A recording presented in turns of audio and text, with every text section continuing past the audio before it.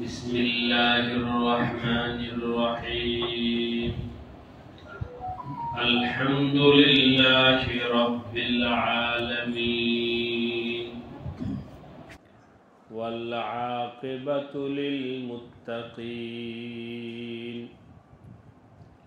والصلاة والسلام على سيد الأنبياء والمرسلين وعلى آله وأصحابه أجمعين أما بعد فأعوذ بالله من الشيطان الرجيم بسم الله الرحمن الرحيم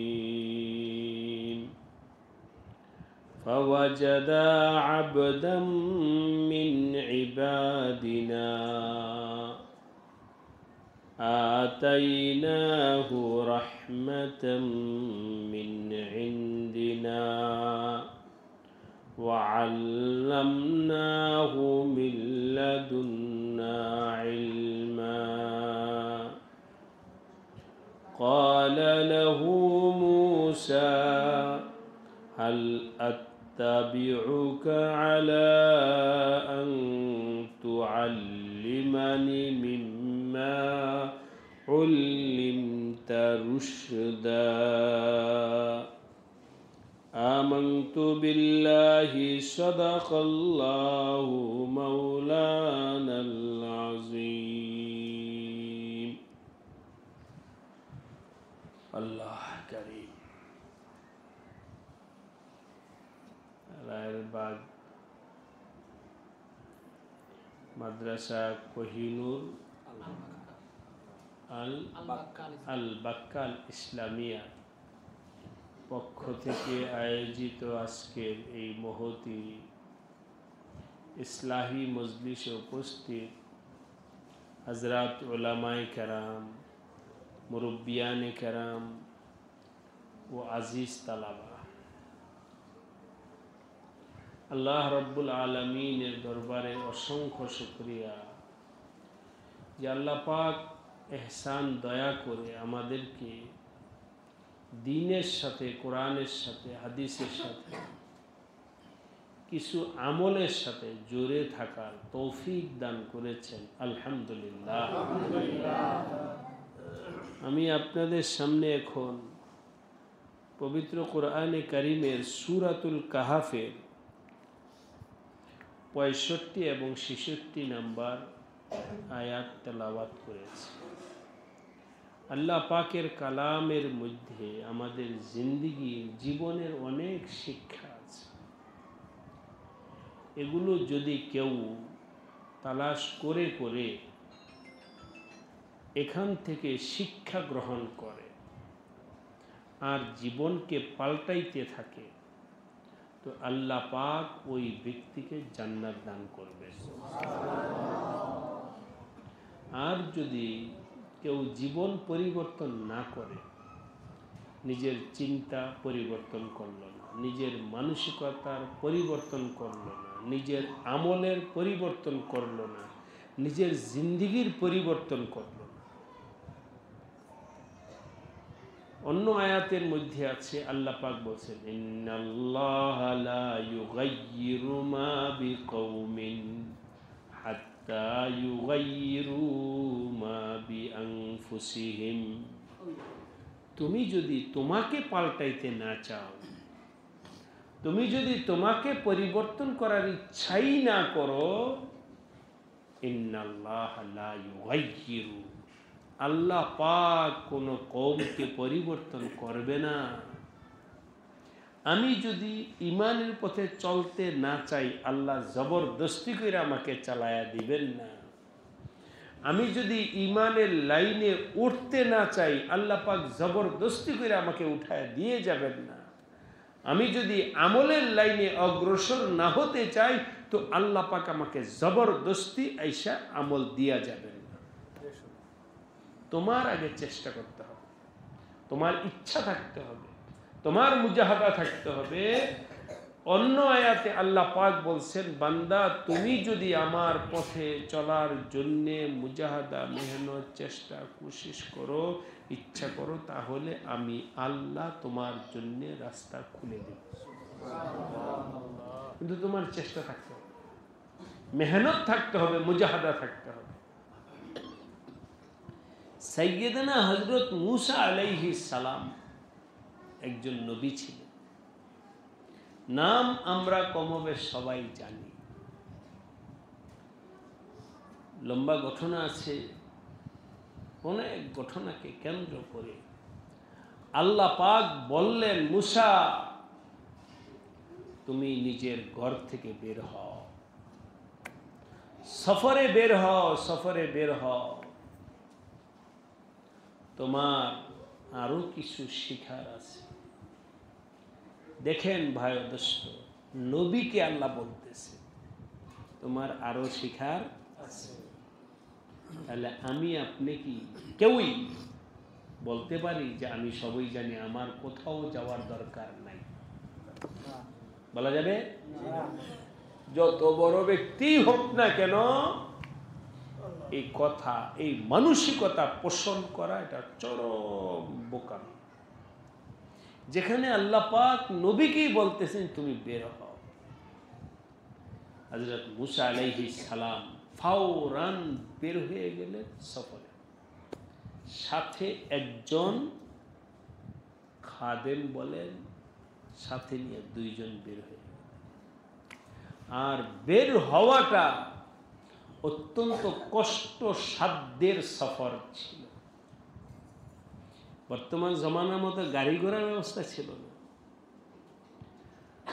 আল্লাহ মূসা আলাইহিস সালাম আল্লাহকে জিজ্ঞাসা করলেন, আল্লাহ আমি যার কাছে যাব ইলম হাসিল করতে, তাকে আমি চিনব কিভাবে? কোথায় আছে, কোথায় আছে? আল্লাহ পাক কিছু আলামত ওহির মাধ্যমে জানায় দিয়েছেন, এভাবে চলতে থাকো, যেখানে গিয়ে এই আলামত দেখবা ওখানে চলতে, ওখান থেকে তুমি চলবা, তাহলে পেয়ে যাবে। সংক্ষেপে আমি বলে গেলাম, বের হয়ে গেল। মূসা আলাইহিস সালাম চলতে চলতে ক্লান্ত হয়ে গেছে। সাথীকে বললেন, আমরা এখানে একটু রেস্ট নিই, বিশ্রাম করি, এরপরে আবার চল, তুমি বসো, আমি একটু ঘুমায়া পড়ি। ওখানে ঘুমায়া পড়ছে ক্লান্তির কারণে। এখন যদি আমি আপনাদেরকে জিজ্ঞাসা করি, মূসা আলাইহিস সালাম এর এই সফরটা কি আনন্দ সুখের ছিল না কষ্ট সাধ্যের মুজাহাদার ছিল? মুজাহাদার। তো আলোচনার দ্বারা সহজে বুঝা যায়। মূসা আলাইহিস সালাম শুয়ে ঘুমিয়ে পড়ছে, ক্লান্তির কারণে ঘুমিয়ে পড়ছে। ঘুম থেকে উঠে খাদেমকে বললেন, ক্ষুধা লাগছে, আমাদের যে শুকনা খাবার আছে খোলো, নাস্তা করে দিই। খোলার পরে ওই আলামত হিসেবে একটা মাছ ফ্রাই বলেন, ভাজি বলেন, নিয়ে গেছে। এটাই রাহবর হবে। মাছটা কোথায়? বলে আপনি যখন ঘুমাইছেন তখন তো মাছটা বেড থেকে বের হয়ে চলে গেছে। আমি আগেই বলছি, কথা কিন্তু আমি সংক্ষেপে বলতেছি, ঘটনা বলা আমার উদ্দেশ্য না। এখানে ওলামায়ে কেরাম আছেন, ওনারা পড়েছেন, পড়াইতেছেন, সব জানেন তাফসীরের কিতাবগুলো। কোথায় দিয়ে গেছে ওইটাই তো আমাদের রাহবর। চলো, যেই রাস্তায় মাছ গেছে ওই রাস্তায় আমরা চলতে থাকি। এই রাস্তায় চলতে চলতে এখন আমি যে আয়াত পড়ছি, ফাওয়াজাদা আবদান মিন ইবাদিনা, মূসা আলাইহিস সালাম এবং খাদেম দুইজনে চলতে চলতে গিয়া এক জায়গায় পাইলেন আল্লাহ পাকের পছন্দ এবং নির্বাচিত এক বান্দাকে। আবদাম মিন ইবাদিনা, ওই বান্দার গুণাগুণ সম্পর্কে শোনেন। আতাইনাহু রাহমাতাম মিন ইনদিনা, আমি তাকে অনেক রহমত দান করেছি। আল্লাহ পাক বলতেছেন যার কাছে গেছেন তার পরিচয় আল্লাহ বলতেছেন আতাইনাহু রাহমাতাম মিন ইনদিনা, আমি তাকে অনেক রহমত দান করেছি। এমন ব্যক্তির কাছে মুসা আলাইহিস সালাম গিয়ে পৌঁছছেন। দ্বিতীয় নাম্বার হলো আল্লামনাহু মিন লাদুন্না ইলমা, এবং তাকে আমি এলেমও দান করেছি, রহমতও দান করছি, এলেমও দান করেছি। এমন ব্যক্তির কাছে মুসা আলাইহিস সালাতু ওয়াস সালাম গিয়ে পৌঁছলেন। সুতরাং আমি দিন শিখব, দিনের জন্য সহবত সান্নিধ্যে যাব এমন ব্যক্তির কাছে যার উপর আল্লাহ পাকের রহমত আছে, যার উপর যাকে আল্লাহ পাক ইলম আসমানি ইলম দান করেছেন, এমন ব্যক্তির কাছে। এখানে আল্লাহ পাক মুসা আলাইহিস সালামকে পাঠাইছেন এমন ব্যক্তির কাছে যাকে ব্যাপারে আল্লাহ বলতেছেন আতাইনাহু মিন লাদুন্না ইলমা।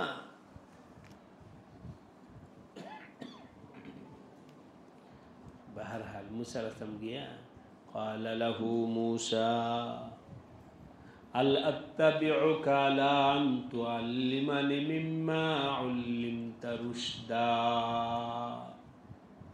ওই জামানা ইলমের তরিকা ছিল এটাই। যাই হোক, আমি আর এদিকে পারলাম না। মুসা আলাইহিস সালাম বললেন, তার কাছে গিয়ে কুশল বিনিময় করার পরে বললেন, হযরত আমি আপনার সহবতে কিছুদিন থাকতে চাই, আপনার সান্নিধ্যে আমি থাকতে চাই। আপনি যদি অনুমতি দেন তাহলে আমি আপনার কাছে থাকব। হাল আত্তাবিউকা আন তুআল্লিমানি মিম্মা উল্লিমতা রুশদা, আল্লাহ পাকের পক্ষ থেকে আল্লাহ পাক আপনাকে যে সঠিক ইলম হিদায়াত দান করেছেন ওইটা শিখার জন্য আমি আপনার কাছে থাকতে চাই। মুসা আলাইহিস সালাম হযরত খিজির আলাইহিস সালাতু ওয়াস সালামকে সম্বোধন করে বলতেছেন, আপনি অনুমতি দিলেন। হযরত খিজির আলাইহিস সালাম বললেন, তুমি তো এখন বলতেছো আমার সাথে থাকতে অনুমতি চাচ্ছ, শোনো, ইন্নাকা লান তাস্তাতিয়া মাইয়া সাবরা, তুমি পারবা না আমার সাথে থাকতে। অনেক হালাত আসবে, অনেক হালাত আসবে, অনেক হালাত আসবে, ভালো মন্দ বিভিন্ন হালাত আসবে। এই হালাতে তুমি আমার সাথে সবর করতে পারবা না। আর সবর যদি না করতে পারো তো আমার থেকে কিছু শিখতেও পারবা না। হযরত খিজির আসলাম মুসা আলাইহিস সালামকে শর্ত লাগাইলেন। দুইজনের মধ্যে কথোপকথন চলতেছে, দোনো নবী। লান তাস্তাতিয়া মাইয়া সাবরা, মুসা আলাইহিস সালাম, আমি এখন আপনাদের জিজ্ঞাসা করবো না, ধারাবাহিক আলোচনার দ্বারা তো আমরা বসতেই আছি। মুসা আলাইহিস সালাম ওনার কাছে গেছেন কার পক্ষ থেকে ইশারা পায়া? আল্লাহ তো বলছেন হেনে যাও।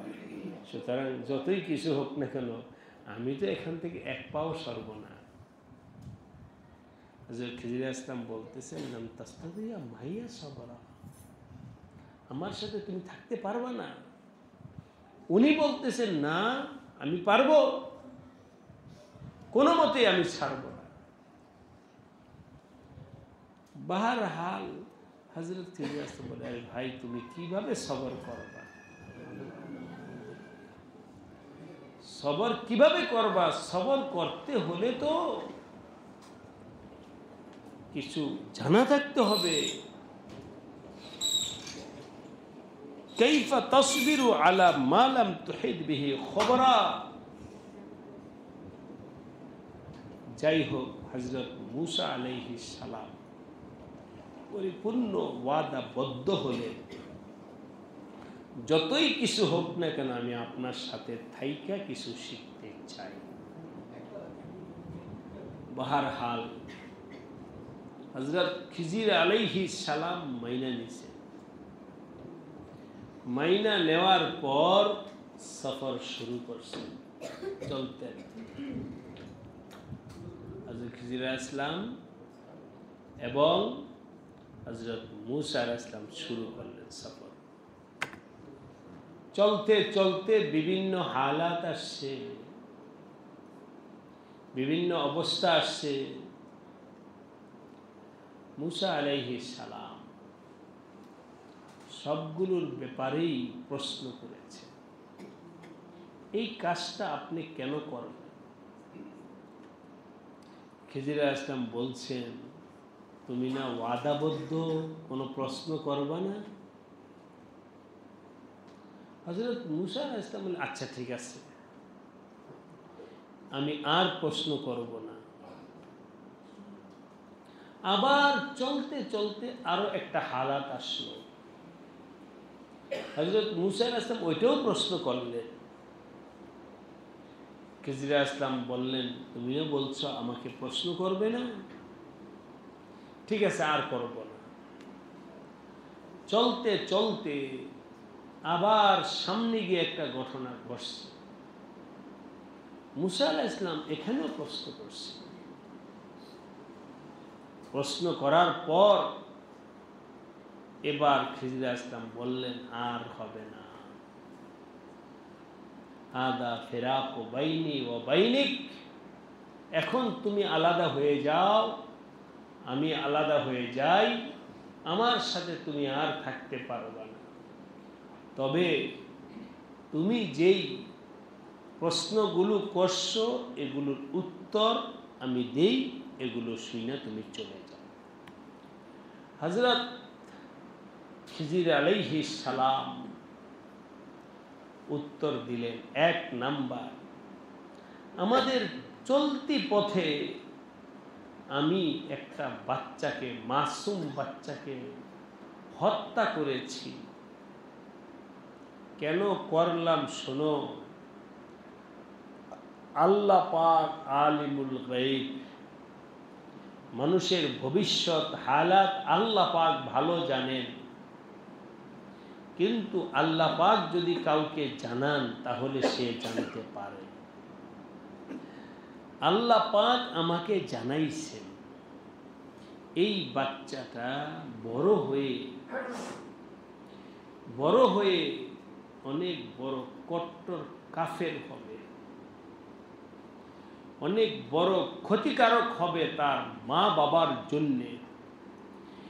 এই ছেলেটা বড় হওয়ার পরে ভালো হবে না, খারাপ হবে, নিজেও জাহান্নামের পথে চলবে, অন্য মানুষকেও ওই পথে চালাবে সে বড় হলে। এই জন্যে আমি তাকে এই অবস্থায় হত্যা করলাম, যাতে করে সে নিজেও ক্ষতির মধ্যে না পড়ে, অন্য কাউকে যেন ক্ষতির মধ্যে না ফেলে। সুতরাং এটা আল্লাহ পাকের গাইবী ইশারাতেই আমি করছি। আর তুমি জাহিরিভাবে দেখা মনে করছো ছোট মাসুম বাচ্চাকে কেন উনি মেরে ফেললেন, ভবিষ্যৎ জানো নাই। ভবিষ্যৎটা আমাকে জানাইছেন কে? আল্লাহ। তুমি জানো না, এই জন্য তুমি প্রশ্ন করছো। আমি তো জানি, আমার আল্লাহ বলে দিছেন। এই জন্যে আল্লাহ পাকের দেওয়া ওই এলেম এর কারণে আমি তাকে হত্যা করে ফেলেছি। এভাবে সবগুলো উত্তর দিয়ে মূসা আলাইহিস সালামকে আলাদা করে দিই। আমি এখান থেকে আমরা যারা আছি, যদিও কাগজে কলমে আমার এই মাঝখানে ছাত্র ভাইরা যারা আছে এদেরকে আমরা ছাত্র বলি, কাগজে কলমে মাদ্রাসায় ভর্তি হয়েছে তারা ছাত্র, নতুবা বাস্তবিক হলো আমরা সবাই ছাত্র। ঠিক কিনা বলেন? আমরা সবাই ছাত্র, শুধু এই ছোট বাবাজিরা ছাত্র না, আমরাও সবাই ছাত্র। যারা আলেম আছেন তারাও ছাত্র, আর যারা পড়তেছে তারাও ছাত্র। দ্বীনের মাদ্রাসায় সবাই ছাত্র, কোরআনের সামনে সবাই কি ছাত্র। যেখানে নবী মূসা আলাইহিস সালামকে আল্লাহ পাক ছাত্র হিসাবে পাঠাইলেন, এটা বোঝানোর জন্যে যে নবী ঠিক আছে, তারপরও তোমার ইলিম তলব করাটা শেষ হয় নাই। আল্লাহ পাক নবীর মাধ্যমে শিখাইলেন। কেউই কখনোই মনে কইর না যে আমার পড়ালেখা শেষ, আমার জানাশোনা শেষ, এরপরে আর কিছু জানা নাই, এই কথাটা কেউই মনে কইর না। সবাই মনে করো আল্লাহ পাকের দ্বীন ছোট্ট 2টা পৃষ্ঠার নাম নয়, মুখস্থ করে দিলাম, শেষ হয়ে গেল। আল্লাহ পাকের দ্বীন এমন চটি কোনো বইয়ের নাম নয় যে এটা পড়লেই আমার হয়ে গেল। এত ওয়াসি, এত ব্যাপক, এত বড় আল্লাহ পাকের ইলমের দরিয়া। বুখারী শরীফের মধ্যে আসছে এই ঘটনাটাই, যেটা আমি আপনাদের সামনে সংক্ষেপে আয়াত থেকে বললাম। বুখারী শরীফে আসছে মুসা আলাইহিস সালাম আর খিজির আলাইহিস সালাম যখন রওনা করলেন, সাগর পথে রওনা করবে, দেখলেন সাগরের পার একটা পাখি পানি পান করতেছে। মুসা আলাইহিস সালাম বললেন, হে হযরত খিজির আলাইহিস সালাম বললেন মুসা আলাইহিস সালাতু ওয়াস সালামকে, হে মুসা বলো তো দেখি, বলো দেখি এই যে পাখিটা পানি পান করলো এই সাগর থেকে, কতটুকু পানি সে তার ঠোঁট দিয়ে নিজের ভেতরে নিচে বলো, তার পরিমাণ কতটুকু, আর সাগরে কি পরিমাণ পানি রয়ে গেছে এটা বলো। মুসা আলাইহিস সালাম বললেন, এটা তো কোনো ক্যালকুলেটরে কথার কথা, এত পার্সেন্ট সে খাইছে, এত পার্সেন্ট সে রয়ে গেছে, কোথায় সাগরের পানি আর কোথায় একটা পাখি এক জাররা সেখান থেকে পান করছে, তুলনা নাই, কোনো হিসাবে আসবে না, এত ব্যবধান। হযরত খিজির আলাইহিস সালাম বললেন, এবার শোনো, তোমার আমার এবং সারা পৃথিবীতে যত আলেম আছে, যত কিছু আছে, সমস্ত মানুষের মেধা, জ্ঞান, বুদ্ধি, ইলমকে যদি এক জায়গায় রাখা হয়, তাহলে সেটা হবে ওই পাখি ঠোঁটের পরিমাণ ইলম। আর আল্লাহ পাকের ইলম হলো পুরা সাগরের পানি, এটা হলো আল্লাহ পাকের ইলম। আবার বলছি, সারা দুনিয়ার মানুষের ইলম মিলা ওই পাখির ঠোঁটের পানি, আর আল্লাহ পাকের ইলম হলো সাগর পরিমাণ। এখন কি কোনো মানুষ বলতে পারে যে আমার আর জানার নাই? বলেন, বলার অধিকার আছে? সবারটা মিলা ওই পরিমাণ, আর আল্লাহ পাকের ইলম হলো পুরা সাগর পরিমাণ। তাই আজকের এই মজলিসে প্রত্যেক শ্রেণীর যারা সাধারণ ভাই আছেন, মুরব্বীরা আছেন, তাদের কাছে আমি অনুরোধ করে বলবো, আজকে এই কথাটা মনের মধ্যে রাখেন, আমি কিছুই জানি না, আমার জানার বহুত কিছু রয়ে গেছে। পারবো ইনশাআল্লাহ? তালিবে ইলম ভাইরা, তোমাদের কাছেও বলা, হাফেজ হয়ে গেছো শেষ না, নাজেরা পড়ে ফেলছো শেষ না, এরপরে পড়তে পড়তে কিতাবখানায় কথার কথা কাফিয়া পড়ছে শেষ না, সরেবেগা পড়ছে শেষ না, চলতে চলতে দাওরা পড়ছে শেষ না, ইফতা, তাখাসসুস, আরো যত কিছু আছে সব কিছু পয়রা এটাই বলতে হবে কি হয় নাই? শেষ হয় নাই। শেষ হয় নাই, শেষ হয় নাই। পড়তে হবে, পড়তে হবে, পড়তে হবে মৃত্যু পর্যন্ত, জানতে হবে মৃত্যু পর্যন্ত। আল্লাহ পাকের এই দ্বীন শিখতে হবে মৃত্যু পর্যন্ত। এর আগে ছুটি নেই, মৃত্যু আসার আগ পর্যন্ত কারো ছুটি নেই, চাই সে যা হোক। আর এই কথাটা যেই ব্যক্তি বসাইতে পারবে নিজের অন্তরে, আল্লাহ পাক তাকে কামিয়াবি দান করবে। আর যে ব্যক্তি মনে করে যে আমার জানা শেষ, বোঝা শেষ, পড়া শেষ, যথেষ্ট হয়েছে, ওইটাই ওই ব্যক্তির হালাকাত এবং ধ্বংসের জন্য যথেষ্ট। হালাকাত এবং ধ্বংসের জন্য যথেষ্ট। এই জন্যে আমাদের আকাবির আসলাফ এর মধ্যে হযরত আল্লামা আনোয়ার শাহ কাশ্মীরি রহমতুল্লাহ অনেক অনেক বড় ব্যক্তি ছিলেন। ওনার সম্পর্কে এখন আমি বলতে যাব না। আল্লামা আনোয়ার শাহ কাশ্মীরি রহমতুল্লাহ আলাই মৃত্যু শয্যায় শায়িত, অসুস্থ। ওনার এই আদত দেখার জন্যে তৎকালীন সময়ের বড় বড় উলামায়ে কেরাম সবাই হাজির হয়েছেন আল্লামা কাশ্মীরি রহমতুল্লাহ আলাইকে শেষ দেখার জন্য।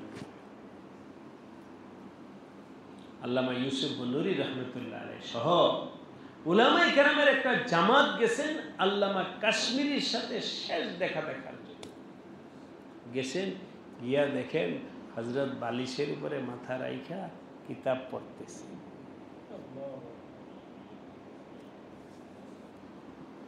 হযরত ইউসুফ নুরি রহমতুল্লাহ আলাইহি বললেন, হযরত এই হালাতে আপনি কিতাব পড়তেছেন? कौन सी मसला ऐसा रह गया कि आपको याद नहीं? এমন কি জরুরি বিষয় রয়ে গেছে যেটা আপনি জানেন না, এখন জানার জন্য আপনি পড়তেছেন? আর যদি এমন কিছু থাকে তাহলে আমরা তো আছি, আমাদেরকে বললে আমরা তালাশ করে বের করে দিতাম। আপনি এই অবস্থায় কিতাব নিয়ে বসে রয়েছেন। আল্লামা কাশ্মীরি রহমতুল্লাহ আলাইহি বললেন, এটাই আমার ঔষধ। আমার যত রোগ আছে সব রোগের ঔষধ হলো কিতাব। এটার মধ্যে আমার শান্তি, এটার মধ্যে আমার তৃপ্তি। কিতাব সামনে থাকলে আমি তৃপ্তি পাই, শান্তি পাই। এছাড়া আমার আর কোনো জিনিসের মধ্যে শান্তি নেই। ওনারা ছিলেন। আল্লাহ পাক আমাদের সবাইকে বুঝবার, মানবার, আমল করবার তৌফিক দান করেন। আজকে আশ্চর্যের ব্যাপার হলো, যেই কথাটা শত সিদ্ধ কোরআন হাদিসে পরিষ্কারভাবে প্রমাণিত, আজকে উম্মত মোটামুটি ভাবে কম বেশ সবাই বললে চলে, কম বেশ সবাই বললেই চলে। প্রত্যেকে নিজ জায়গায় একটা কানাআত, আত্মতৃপ্তি নিয়ে বসে আছে যে আমার যথেষ্ট হয়ে গেছে। কম বেশ সবার ভিতরে মানসিকতা কাজ করতেছে যে আমি যথেষ্ট জানি, আমি যথেষ্ট পারি, আমার আর জানা পারার কিচ্ছু নাই, ব্যাস।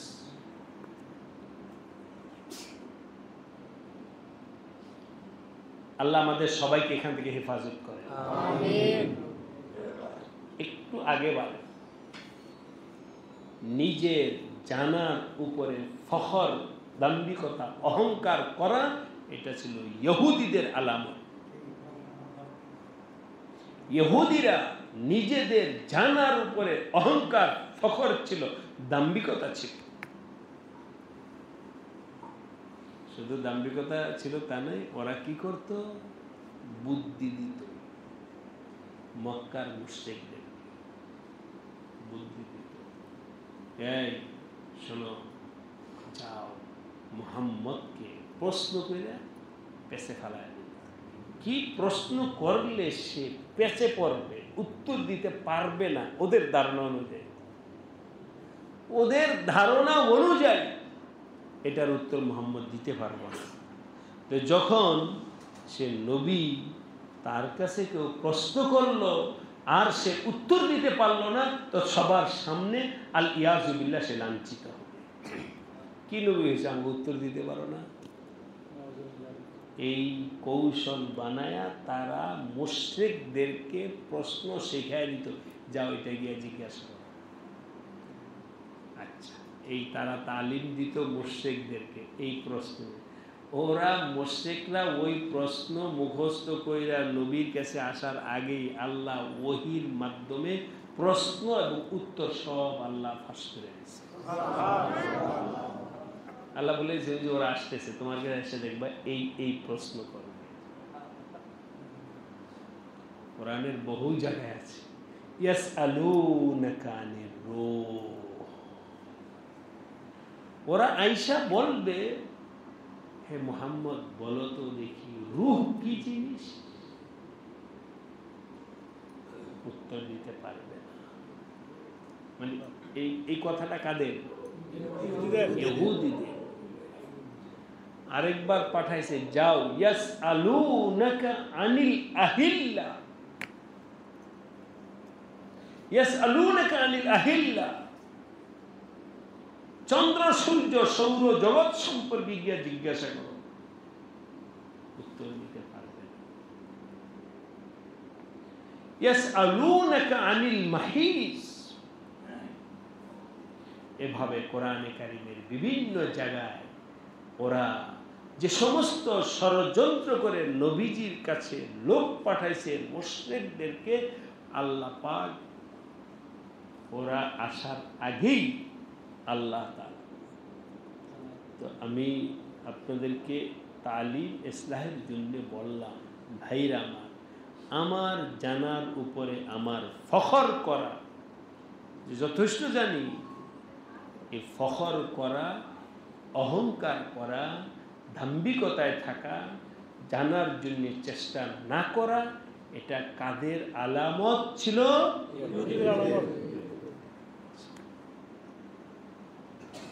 অন্য জায়গায় কোরআনে কারিমের মধ্যে আল্লাহ পাক বলছেন, ওরা বলে আমরা তো সবই জানি। ধোঁকা, ছলচাতুরির সব কিছু ইহুদিদের মধ্যে ছিল। সৎ এবং সততা, রুশদ ও হেদায়েত তাদের মধ্যে ছিল না, ইহুদিদের মধ্যে এগুলো ছিল না। আল্লাহ পাক বলেন, মা উতিতু মিনাল ইলমি ইল্লা কালিলা,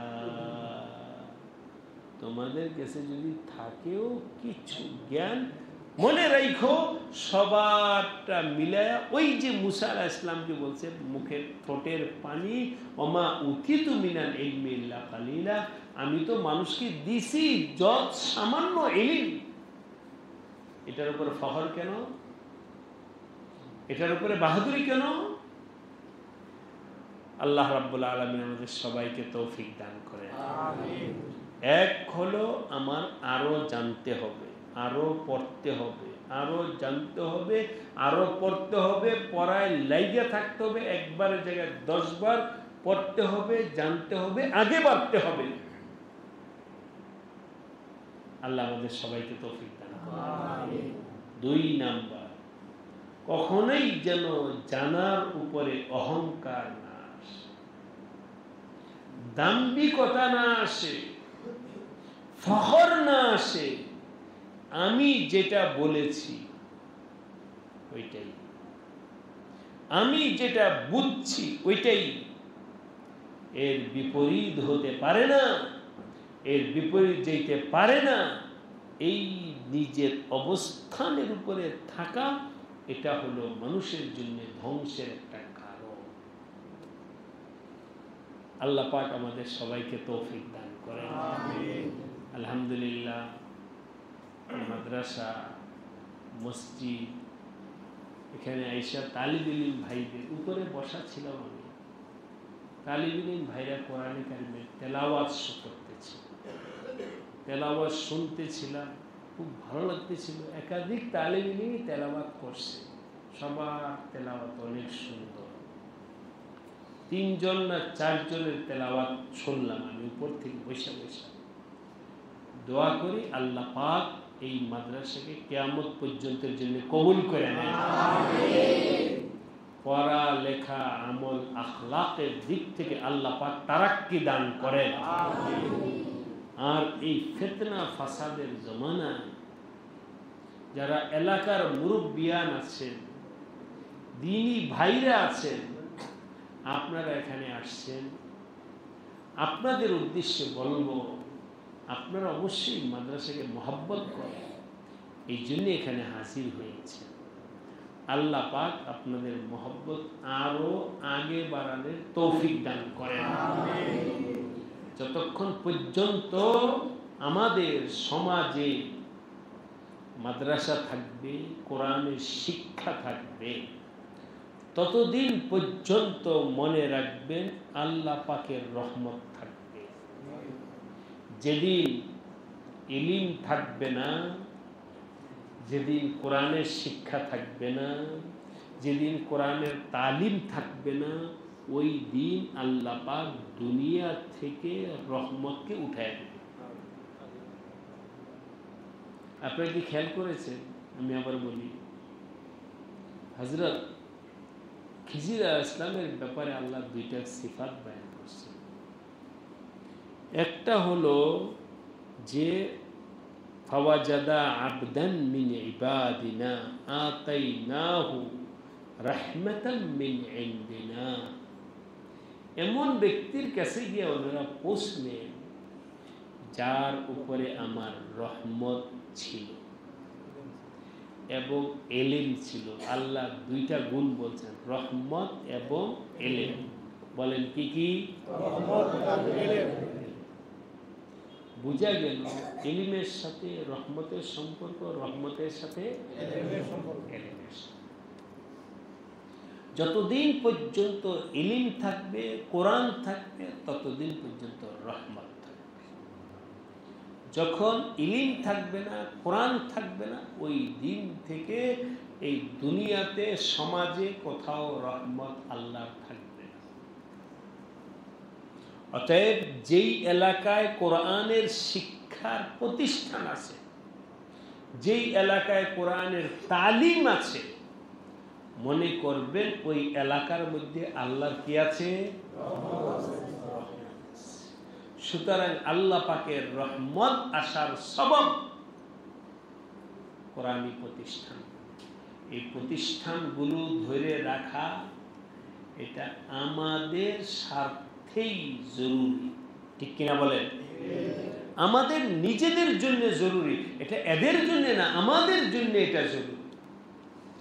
যদি আল্লাহ না করেন, এই কোরআনের প্রতিষ্ঠানগুলো না থাকে, হাজারো চেষ্টা করেও তো আফসোস, কেন আমাদের কোথায় আছে, কোথায় আছে। একটু পরে বলতেছি কোথায় আছে। মাদ্রাসার মেহনত আছে,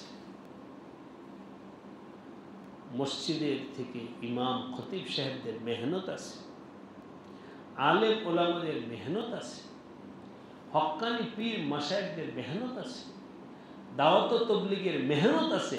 এত মেহনত থাকা সত্ত্বেও আমি বলবো বাংলাদেশের মানুষ যারা মুসলমান আছে 100% নামাজি, 100% দিনদার, 100% কোরআনওয়ালা, 100% সহি আকীদাওয়ালা মুসলমানদের ব্যাপারেই বলবো। অন্যদেরটা বাদ, হিসাবে বাদ, অমুসলিমদের হিসাবে বাদ। আপনার সন্তান মুসলমান, আপনি মুসলমান, আপনার সন্তান মুসলমান হওয়া সত্ত্বেও মুসলমানই নাই, হওয়া সত্ত্বেও ইমানদারি নাই, হওয়া সত্ত্বেও কোরআনের সম্পর্কে কিচ্ছু জানে না। এখানে ওলামায়ে কেরাম যারা আছেন তাদের কাছে আমি বলবো, আপনারা একথা মনে করবেন না যে মুসলমান কোরআন সম্পর্কে জানে। মুসলমান কোরআন সম্পর্কে শুধু এতটুকু জানে, আমার বাবা মারা গেলে কোরআনের খতম পড়াইতে হবে, এর বাইরে আর কিচ্ছু জানে না। কোরআনের ভেতরে যে আমার জিন্দেগি আছে, এই ধারণাটাই বিস্তারিত তো জানেই না, এই ধারণাই নাই যে কোরআনের ভেতরে আল্লাহ কিছু বলছে, ওই অনুযায়ী আমার জীবন চালাইতে হবে, এই ধারণাটুকু মুসলমানদের নাই। শুধু এতটুকু আছে, বাবা মারা গেলে কোরআন খতম করাইতে হবে, মা মারা গেলে কোরআন খতম করাইতে হবে, এছাড়া কিছুই জানে না। এই কোরআনকে শুধু খতমের কিতাব হিসাবে মুসলমান মূল্যায়ন করছে, এছাড়া কিছু জানে না। এই কারণেই আজকে এই যে আপনারা বর্তমান সমাজে, বর্তমান পরিস্থিতিতে নারী সংস্কার নীতিমালা যে প্রস্তাবগুলো আসছে, একটা কথা বলে একটু খেয়াল করে শুনবেন।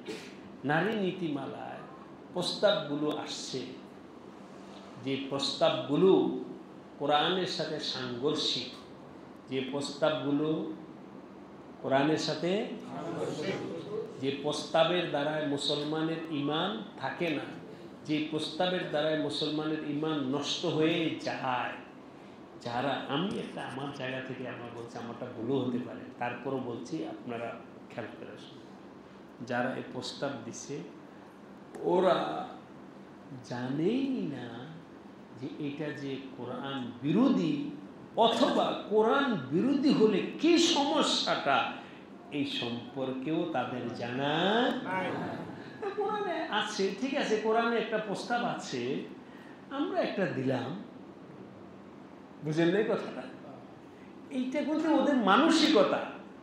ওরা জানে না যে কোরআন এর এগেনিস্টে গেলে যে আমার ঈমান নষ্ট, ঈমান নষ্ট হলে যে আমার ইসলাম নষ্ট, আমি যে কাফের হলাম, আমি যে মোরতাদ হলাম, আমি যে জাহান্নামে গেলাম, এগুলো সম্পর্কে বিলকুল কোনো ভয় নাই।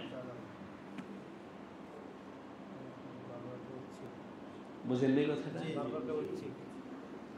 মানে যেভাবে ইচ্ছা, মানে এটা বুঝেই নেই যে এটা যে বিশাল বড় মারাত্মক অন্যায় অপরাধ, এই অপরাধ বোধটাই তাদের জানা নাই। ঠিক কিনা বলেন? এর দুইটা উদাহরণ দিচ্ছি। ছোট বাচ্চা ধারালো একটা ছুরি নিয়ে একজন আরেকজনকে খোঁচা মারছে। খোঁচা মারলে যে ও মারা যাবে এই বুঝটা আছে বাচ্চা নাই, মানে ওকে যে আর পাবো না এই বুঝটাও তার নাই। এই জন্য ছোট বাচ্চাদের ব্যাপারে কথা হলো, তাদের কাছে ডাক্তার বলে, সবাই বলে লোহা, দা, কাঁচি, আগুন থেকে বাচ্চাদের থেকে দূরে রাখো, কারণ ওই আগুনটাই ও ধরতে যাবে। ও বুঝবে না, জানে না যে আগুন ধরলে যে ওর হাতটা পুড়ে যাবে, আগুনের মধ্যে পড়লে যে ও মারা যাবে, এই মারা যাওয়ার অনুভূতিটাও তার ভেতরে নাই ছোট বাচ্চা। ঠিক কিনা বলেন? পরে কি হবে এই সম্পর্কে বিলকুল অনুমতি বাচ্চার নাই। আরেকটা উদাহরণ, বর্তমান আমাদের সমাজে যে সমস্ত ছেলেপেলেরা নেশা করে, নেশা, মদ, ইয়াবা, গাঁজা খাইছে, নেশা করতে করতে এটা নষ্ট হয়ে গেছে। কি হয়ে গেছে? বিবেক, বিবেকটা কি হয়ে গেছে? এখন ওর কাছে কি আছে সেটা একটু খেয়াল করে। ওর কাছে আসি হলো একটা ট্যাবলেটের দাম 100 টাকা, আপনি এটা দিলেন মানে ওরে অনেক কিছু দিয়ে দিলেন। এবার যদি বলেন তোকে আমি একটা ট্যাবলেট মানে ইয়াবার দাম 100 টাকা তোকে আমি দিব, তুই অমুককে গিয়ে পিস্তল দিয়ে গুলি করে মেরে দেন, ঠিক আছে। ওর কাছে ওই 100 টাকার দাম বেশি, ওই লোকটাকে যে হত্যা করে ফেলতেছে গুলি, এটার দাম ওর কাছে নাই। জানি না আপনারা জানেন কিনা, আমাদের সমাজে যত খুন খারাপি ইদানিং হচ্ছে, অধিকাংশের পিছনে ওই বিবেকহীন লোকগুলোকে ব্যবহার করা হচ্ছে, যারা জানেই না, ওদের বিবেক বুদ্ধি নেই যে একটা লোককে আমি গুলি করে মারলাম মানে ওর সংসার নষ্ট করে দিলাম, বাল বাচ্চাকে এতিম করে দিলাম, কি কি সমস্যা করলাম, ক্ষতি করলাম, এই অনুভূতি ওই নেশাখোরদের। ওকে দিয়ে আপনি যে কোনো ধরনের অন্যায় অকারেন্স করাইতে পারবেন যদি শুধু একটা ট্যাবলেটের কাছে, অল্প সস্তা মূল্যে। আর যারা এই ধরনের অন্যায় করতে চায় তারা ওদেরকে ব্যবহার করতেছে যাদের বিবেক বুদ্ধি খতম হয়ে গেছে। ঠিক আমার ভাই দোস্ত, আমি বলবো আজকে যারা কোরআন বিরোধী প্রস্তাব দিছে ওরাও নিজের বিবেক বুদ্ধি সব হারায় ফেলছে। ধর্মীয় লাইনে ওদের বিলকুল অনুমতি নাই, বিলকুল অনুমতি নাই। ওরা মনে করতেছে একটা বই পুস্তকের মধ্যে এটা আমার ভালো লাগলো এটা নিলাম, আরেকটা ক্ষেত্রে ওইটা ভালো লাগলো ওইটা নিলাম। কোরআন আছে একটা কিতাব, এখানে এই কথাটা আছে যে মহিলাদের ব্যাপারে আছে, আছে থাকো, আমরা একটা দিলাম। কিন্তু ওদের এই বিবেক বুদ্ধি নাই যে কোরআনটা কোনো ব্যক্তির বানানো না, বরং কোরআনটা একমাত্র কার? তার সামনে যে কোনো বই পুস্তক তুলনা হিসাবেই আসতে পারে না, এই বিবেকটাও তাদের নাই। এটা কোথায় থেকে আমি বললাম? ওরা যেভাবে কথা বলে মানে হালকা, খুব জোরালো না। এখন কথা বলছি ভাই দোস্ত, একজনের পেটে কঠিনভাবে ব্যথা হইতেছে, পেটে ব্যথা, সে তো অস্থির, বসতে পারতেছে না, চিল্লাপাল্লা করতেছে। আমি আপনি বলতেছি এমন করতেছি কেন? আমার পেটে ব্যথা। আরে পেটে ব্যথা হলে কি হয়েছে? বসো, স্থির করে, তুমি এমন করতে গেলে। হাজারো ওই বেচারায় চিৎকার করলেও তার ব্যথার মর্মটা আপনি বুঝবেন না, ঠিক কিনা বলেন? ব্যথা তো আপনার না, ব্যথা তো আপনার হচ্ছে না, আপনি কিভাবে এটা মর্ম বুঝবেন? ওই বেচারা তো বসতে পারতেছে না, শুইতে পারতেছে না, খাইতে পারতেছে না, আপনি হাসেন। আরে এমন করো কেন? ওর তো ব্যথা। আজকে কোরআনওয়ালা আলেম ওলামা যারা কোরআনের মর্ম বোঝে, দিন বোঝে, দিনের গুরুত্ব বোঝে, যারা বোঝে একটা আয়াতকে অস্বীকার করলে কাফের হয়ে যায়, যাদের এই জ্বলন আছে, ওরা বলে কখনোই এই আইন মানা যায় না। ওরা চিৎকার করে, নাস্তিকরা হাসে। এমন করে কেন? অনুমতি নেই, অনুমতি নেই। নামে মুসলমান, অনুমতি নেই, জানেই না, ন্যূনতম বিষয়টা তাদের জানা নাই। সুতরাং এমন অবস্থায় আমাদের মসজিদ, মাদ্রাসা, দ্বীনি খিদমত, দাওয়াত, তাবলীগের মেহনত বাড়াইতে হবে না কমাইতে হবে? বহু। এখনো আলিয়াজুবিল্লাহ যদিও নাস্তিক মোরতাদা বলতেছে যে এত মাদ্রাসার দরকার কি? আপনাদেরকে বলি, এই কথা আপনারা কেউ বলবেন না, বলবেন কেন? এই মাদ্রাসা সব হওয়া সত্ত্বেও শতকরা আমাদের ওলামায়ে কেরামের একটা যুগ বিয়োগে আসছে, মাদ্রাসায় 5% বাচ্চা ভর্তি। কয় পার্সেন্ট? মানে বাংলাদেশের মুসলমান যত যে পরিমাণ বাচ্চারা আছে, শিক্ষানবিশ আছে, তাদের মধ্যে শতকরা 5% মাদ্রাসায় আছে। আর বাকি কয় পার্সেন্ট? কোথায়? স্কুলে, কিন্ডারগার্টেনে, ইংলিশ মিডিয়ামে, এখানে এগুলো কেজিতে। ওগুলোর ব্যাপারে বলে না স্কুল বাড়ছে। 5%-এর ব্যাপারে নাস্তিক মুরতাদরা বলে মাদ্রাসায় সব ভিড়া যেতেছে, গাত্রদাহ শুরু হয়েছে। এই জন্যে আমি আপনাদের সবার কাছে বলে যাব, এদের কোনো অপপ্রচারের দ্বারা যেন আমরা আমাদের ঈমান, আমরা আমাদের মেহনত, আমরা আমাদের মিশনকে ছেড়ে না দেই, বরং তার থেকে আরো 10 গুণ, 1000 গুণ মেহনত বাড়ায় দিতে হবে। পারবো ইনশাআল্লাহ? কোথাও যদি মাদ্রাসা হয়, এখানে মাদ্রাসা হয়েছে আমাদের, এই যে কি বললো মাদ্রাসার নাম, আল বাক্কা, মেরাজনগর, পাশে আরেকটা মাদ্রাসা আলহামদুলিল্লাহ হোক, আরেকটা হইতেছে হোক। সব মুসলমান হিম্মত করে বাড়াও, সব কিছু বাড়তেছে, মানুষ বাড়তেছে, মাদ্রাসা বাড়বে না? মুসলমান বাড়তেছে, মাদ্রাসা বাড়বে, আরো বেশি থেকে বেশি বাড়ানোর দরকার। আল্লাহ পাক আমাদের সবাইকে কোরআনের খাদেম হওয়ার তৌফিক দান করেন। চালাবেন কে? আল্লাহ। রিজিকের মালিক কে? আল্লাহ। আমি বিভিন্ন মাদ্রাসায় গিয়া বলে আসি, মুহতামিম সাহেব কমিটিকে বলি, কোন ছাত্রকে ফেরত দিবেন না। ছাত্র ভর্তি হয়েছে, আসছে, কোরআন শিখতে আসে, বলবে না যে আমাদের এখানে কোটা নেই, সব রাখবেন। হুজুর আমাদের বাজেট নেই। বাজেট তোমার কাছে নাকি? বাজেট কার কাছে? আল্লাহ। যেই ছেলে আসবে সে তার রিজিক নিয়ে আসবে, তার রিজিক তো আল্লাহ পোষে। কখনো এটা মনে করবে না যে আমাদের এখানে এই নেই সেই নেই, সব হবে, আল্লাহ সব দিবেন। তবে আল্লাহ রাব্বুল আলামিনের নিজাম বলেন, কুদরত বলেন, যেইভাবে বলেন, আল্লাহ পাক তার মুমিন বান্দাদেরকে এই দুনিয়ার জিন্দেগিতে একটু কষ্টেই চালাবেন। তাদের আসলটা রেখে দিয়েছেন আল্লাহ কোথায়? আমাদের কিতাবাদি কাম্মিন আকিলিন আকিলিন আয়াত মুজাহিবুহু ওয়া কাম্মিন জাহিলিন জাহিলিন তালকাহু মাসুকা।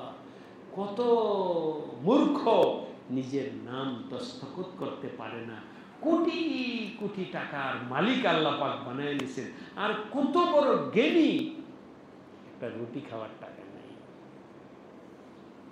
এটাই আল্লাহ পাকের কুদরত।